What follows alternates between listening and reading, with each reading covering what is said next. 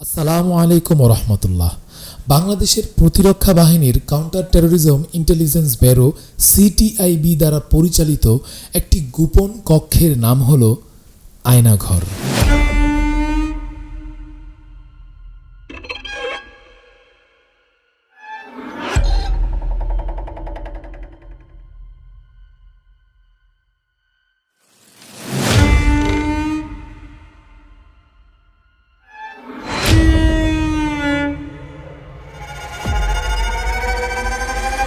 ধার্মিক তরুণদেরকে আটক করে আয়নাঘরে নিয়ে যে বর্বরতার লোমহর্ষক বর্ণনাগুলো শোনা যাচ্ছে চারদিকে, তা শুনে কি আপনি এখনো পর্যন্ত স্থির বসে থাকতে পারছেন? যারা বিগত দিনগুলোতে পুলিশের সাজানো জঙ্গি নাটকগুলো দেখে বিভ্রান্ত হয়ে ইসলামপন্থীদের প্রতি খারাপ ধারণা পোষণ করেছেন, আপনাদের এই মুহূর্তে লজ্জিত এবং অনুতপ্ত হওয়া প্রয়োজন।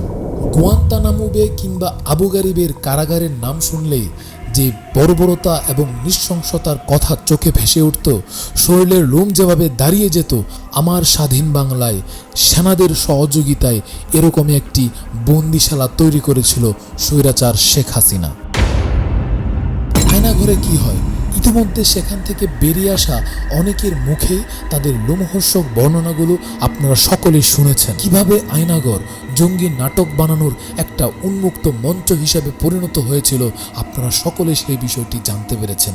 দেশে যখনই কোনো দুর্নীতি কিংবা কোনো বিষয়কে ধামাচাপা দেওয়ার প্রয়োজন হতো, ঠিক তখনই বাংলাদেশ প্রতিরক্ষা বাহিনীর কাউন্টার টেরোরিজম ইন্টেলিজেন্স সিটিআইবি জঙ্গি নাটক সাজানোর এই পরিকল্পনাটা হাতে নিত। ধার্মিক দাড়ি টুপিওয়ালা ইনোসেন্স ছেলেগুলোকে গ্রেফতার করে নিত, তাদের উপর বর্বরোচিত অত্যাচার চালিয়ে সাংবাদিকদের সামনে মিথ্যা স্বীকারোক্তি নিয়ে তাদের নামে শত শত মিথ্যা মামলায় ভাসিয়ে কারাগারের অন্ধকার প্রকোষ্ঠে রেখে দিত।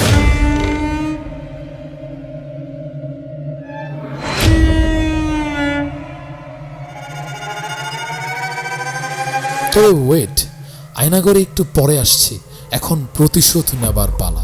এটিইউ, অ্যান্টি টেরোরিজম ইউনিট, তারা বাংলাদেশে এই স্লোগানটা বাস্তবায়ন করতে অনেকটাই সফল হয়েছিল। All Muslims are not terrorist, but all terrorist are মুসলিম।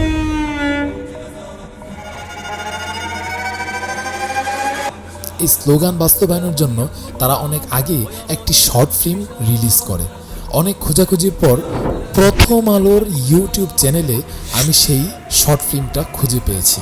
আয়নাঘরে যাব, তবে তার আগে 2 মিনিট সময় নিই প্রতিশোধ নেওয়ার জন্য। অ্যান্টি টেরোরিজম ইউনিট যে বিজ্ঞাপনটা প্রকাশ করেছিল, সেটা দেখার পর থেকে আমার গা জ্বলছিল কিছু বলার জন্য।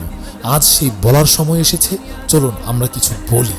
বিজ্ঞাপনের শুরুতেই দেখা যায় একটা সাদামাটা ছেলে, যে পরিবারের খুব আদরের সন্তান, বন্ধুদের সাথে পাড়ায় ক্রিকেট খেলছে। ক্রিকেট খেলায় ব্যাটিং রেখে পাশের বাসায় ছাদে থাকা মেয়ের সাথে ফিল্ডিং মারছে, বাসার সবার সাথে বসে লুডো খেলছে।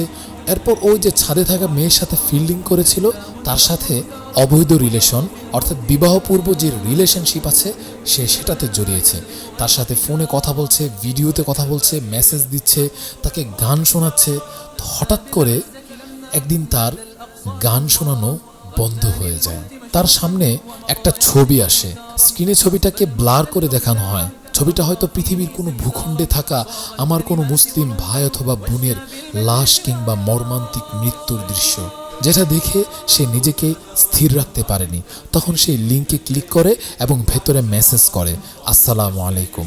সে চায় তাদের প্রাইভেট গ্রুপে গিয়ে পৃথিবীর বিভিন্ন দেশের অবস্থাগুলো জানতে, কিন্তু তাকে বলা হয়, না, এখনো তোমার সময় হয়নি, তুমি নিজেকে আরো পরিশুদ্ধ করো। যখন তুমি নিজেকে পরিপূর্ণ পরিশুদ্ধ করতে পারবে, তখন আমরা আমাদের প্রাইভেট গ্রুপে তোমাকে ইনভাইট করব। তারপর শুরু হয় তার পরিশুদ্ধির পালা। সে প্রথম তার ঘরে থাকা বিভিন্ন ব্র্যান্ডের শিল্পীদের যে ছবি লাগানো ছিল, সেগুলো একটা একটা করে ছিঁড়ে ফেলে এবং তার গান গাওয়ার যে শখের গিটারটা ছিল, সেটা সে ভেঙে ফেলে। এলাকার ছেলেদের সাথে তাকে আর মাঠে খেলতে দেখা যায় না, আর তার কথিত গার্লফ্রেন্ড তাকে মিস করতে থাকে। তো সেই কথিত গার্লফ্রেন্ড তাকে ফোন করে বলে, সমস্যা কি তোমার? তখন সে উত্তর দেয়, সমস্যা আছে, আমাকে আর কোনোদিন ফোন দিবা না। বাসার সবাই থেকে সে আলাদা হয়ে যায়। সে সারাদিন ঘরের ভিতর ল্যাপটপ নিয়ে বসে থাকে আর নিজেকে পরিশুদ্ধ করে ধর্মের জন্য প্রতিশোধ নেবার। আরেকদিন সে পরিশুদ্ধ হয়ে যায়, আর তার সময়ও হয়ে যায়, আর সেও হয়ে যায় কথিত সুশীলদের ভাষায় জঙ্গি। আর অবশেষে দেখা মিলে অ্যান্টি টেরোরিজম ইউনিট বাংলাদেশের।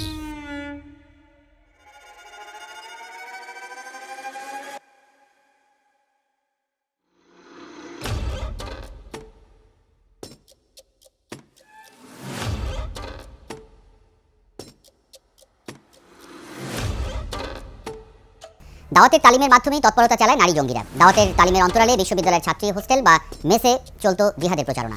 আপু ফেসবুক ইউজ করতো, তো ফেসবুকে এসব বিষয়ে দাওয়াত পাইছে। আপু বাসায় মাঝে মধ্যে আপুর আসতো। রুবাইয়ার বাবা তাবলিগের অনুসারী, তার চাচা একটি কলেজের অধ্যক্ষ। কলেজের দায়িত্ব নেওয়ার পর থেকে নাস্তিকতাবাদের দোহাই দিয়ে শহীদ দিবস পালন ও পহেলা বৈশাখ উদযাপন বন্ধ করে দেন তিনি। স্থানীয়রা বলছেন, পরিবারের কর্তাদের সাম্প্রদায়িকতার কারণেই জঙ্গিবাদে জড়িয়েছে মামে। অতিরিক্ত ধর্মান্ধতা, সাম্প্রদায়িক চরিত্র, এই সকল কারণে তিনি তার পরিবারটিকে যেভাবে গড়ে তুলেছেন, সেই গড়ে তোলার আবাস থেকে তার জঙ্গিবাদের দিকে এগিয়ে গেছে। সামাজিক যোগাযোগের মাধ্যমে আমার এক ব্যক্তির সাথে পরিচয় হয়। এক পর্যায়ে তার সাথে আমার প্রেমের সম্পর্ক গড়ে ওঠে এবং বিভিন্ন জায়গায় আমরা দেখা করতাম। এই প্রেমের জের ধরে 2018 জুলাইয়ে পরিবারের অনুমতি ব্যতীত আমি তাকে বিয়ে করি। সে একটি জঙ্গি সংগঠনের সাথে যুক্ত এবং সেও আমাকে তখন তার সাথে যোগ দেওয়ার কথা বলে। আমাকে এ ব্যাপারে সর্বাত্মক সহযোগিতার জন্য র্যাবকে আন্তরিক ধন্যবাদ জানাচ্ছি। এছাড়াও সমাজে স্বাভাবিকভাবে ফিরে আসার সুযোগ করে দেয়া ও পুনর্বাসনের ব্যবস্থা করার জন্য মাননীয় মন্ত্রী ও প্রধানমন্ত্রীকে আন্তরিক ধন্যবাদ জানাচ্ছি। মাঝে মাঝে এই উগ্রবাদী দলটির পুরুষ সদস্যরা আটক হলেও এবারই প্রথম গ্রেফতার করা হয়েছে এক নারী সদস্যকে। জোবাইদা সিদ্দিকা নাবিলা নামের ওই নারী উচ্চ মাধ্যমিকের শিক্ষার্থী। সে ফেসবুক ও টেলিগ্রামে ভুয়া অ্যাকাউন্ট ও চ্যানেল খুলে নানা ধরনের উগ্র কন্টেন্ট ছড়াতো। তার 15টি অ্যাকাউন্টের ফলোয়ার 25,000-এরও বেশি। তার কন্টেন্টগুলোর মধ্যে অন্যতম হলো কিতাবুল জিহাদ, জিহাদ কেন প্রয়োজন, আইডি তৈরির উপায়, এমনকি নীরবে হত্যার কৌশল। পরিবার আগে থেকেই কিছুটা অনুমান করতে পেরেছিল। পাত্রকে সে জানিয়েছে যে সে জিহাদের জন্য প্রস্তুত এবং জিহাদের ডাক আসলে সে জিহাদে যাবে এবং সম্মুখ সারিতে যুদ্ধ করে শহীদ হবে। এই বিষয়ে তার যদি এরও ওপিনিয়ন থাকে, এবং একইভাবে পাত্রকেও তার সাথে জিহাদে শরীক হতে হবে, শহীদ হতে হবে। পুলিশ শরিয়াতের শত্রু, এই বিষয়গুলো সে শতবার এই কন্টেন্টগুলো শেয়ার করছে। তারপর আরও তাগুদের শাসন থেকে মুক্তির উপায় এবং ইসলামের জিহাদ এবং জিহাদের বিভিন্ন রকমের বইও সেই টেলিগ্রাম চ্যানেলগুলোতে আপলোড করেছে। ঢাকা মহানগর পুলিশের counter terrorism and transnational crime সিটিটিসির প্রধান হিসেবে দায়িত্ব পালন করছেন মোহাম্মদ আসাদুজ্জামান। বিসিএস 18 ব্যাচের পুলিশ কর্মকর্তা হিসেবে তিনি কর্মজীবন শুরু করেন। আওয়ামী লীগের আস্থাভাজন হিসেবে কাজ করতে থাকেন। জানা যায় এরপরই বগুড়ার পুলিশ সুপার হন মোহাম্মদ আসাদুজ্জামান। এ সময় সরকারের নির্দেশে শুরু করেন জঙ্গি নাটক। 2017 সালের পুরোটা জুড়ে তার নির্দেশে একের পর এক জঙ্গি নাটক ও গ্রেপ্তার অভিযান পরিচালনা হয়।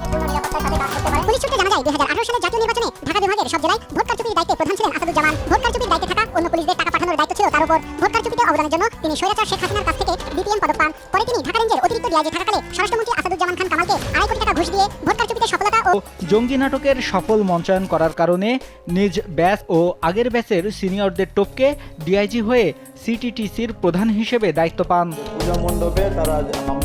সিটিটিসির দায়িত্ব পালনকালে সরকার বিরোধী নেতাকর্মী ও অনেক মাদ্রাসা ছাত্রকে গুম করেন তিনি। পরে তাদের মিডিয়ার সামনে জঙ্গি হিসেবে উপস্থাপন করতেন।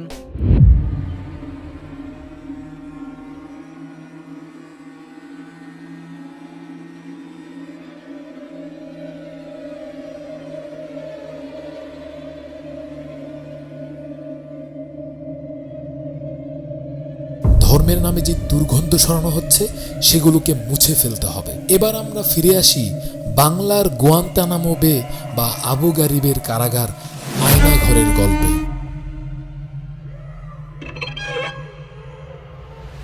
বাংলাদেশের প্রতিরক্ষা বাহিনীর counter terrorism intelligence bureau CTIB দ্বারা পরিচালিত একটি গোপন আটক কেন্দ্রের নাম আয়নাঘর। ভারতের জি নিউজের প্রতিবেদনে বলা হয়েছে, আয়নাঘর শুনতে যতটা সাদামাটা ততটাই রহস্যময়।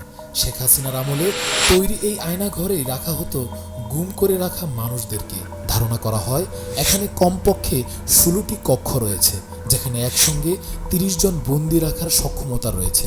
আয়নাঘরটি ঢাকা সেনানিবাস এলাকায় অবস্থিত। আনন্দবাজারের প্রতিবেদনে বলা হয়েছে, আয়নাঘর হচ্ছে গুমখানা। হাসিনার শাসনকালে 2009 সাল থেকে 2021 সালের সেপ্টেম্বর পর্যন্ত সেখানে মোট 605 জনকে গোপনে বন্দী করে রাখা হয়েছিল। 2014 থেকে জুলাই 2019 সাল পর্যন্ত বাংলাদেশে 344 জন ব্যক্তি গুমের শিকার হয়। তাদের মধ্যে 40 জন ব্যক্তিকে মৃত অবস্থায় পাওয়া যায়, 66 জনকে সরকারি হেফাজতে গ্রেফতার অবস্থায় পাওয়া যায় এবং আইন ও সালিশ কেন্দ্রের তথ্যমতে 203 জন এখনও গুম রয়েছেন, যারা দীর্ঘদিন গুম থাকার পর ফিরে আসেন তারা গুমের ব্যাপারে মৌন অবলম্বন করেন।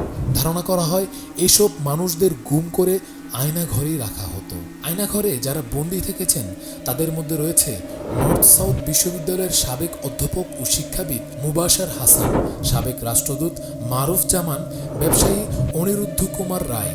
এছাড়াও আয়নাঘর থেকে সম্প্রতি ছাড়া পেয়েছেন বাংলাদেশি ব্যারিস্টার এবং জামাতে ইসলামী নেতা মীর কাসেম আলীর ছেলে মীর আহমদ বিন কাসেম, সাবেক সামরিক জেনারেল এবং জামাতে ইসলামী নেতা গুলাম আজমের ছেলে আবদুল্লাহিল আমান আজমি, পার্বত্য চট্টগ্রামের রাজনৈতিক সংগঠন ইউপিডিএফের মুখপাত্র মাইকেল চাকমা।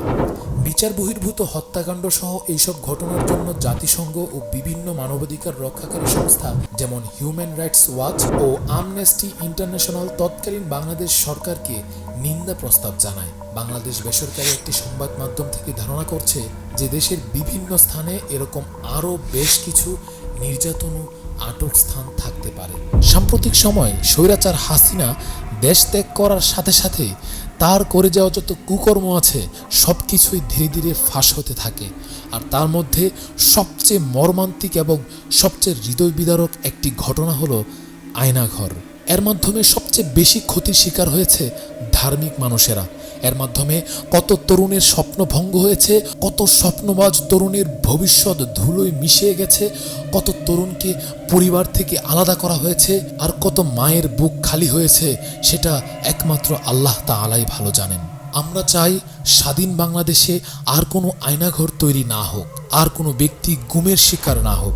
সবাই বাক স্বাধীনতা পাক, প্রতিটি অন্যায়কারী তার উপযুক্ত সাজা ভোগ করুক, সকলের ভুল ভাঙুক এবং প্রহসন বন্ধ হোক উলামায়ে কেরাম এবং ধার্মিক মানুষদের উপর। তবে যাবার আগে একটি কথা আবারও মনে করিয়ে দিতে চাই, স্বৈরাচার এক হাসিনার পতন হয়েছে, কিন্তু এন্টি ইসলাম পৃথিবীর দিকে দিকে এখনো রয়ে গেছে। যারা চায় আপনার মগজ ধুলাই করতে, আপনাকে ধর্মের প্রতি বিদ্বেষ সৃষ্টি করতে, যাদের মূল স্লোগান হলো all Muslims are not terrorist but all terrorist R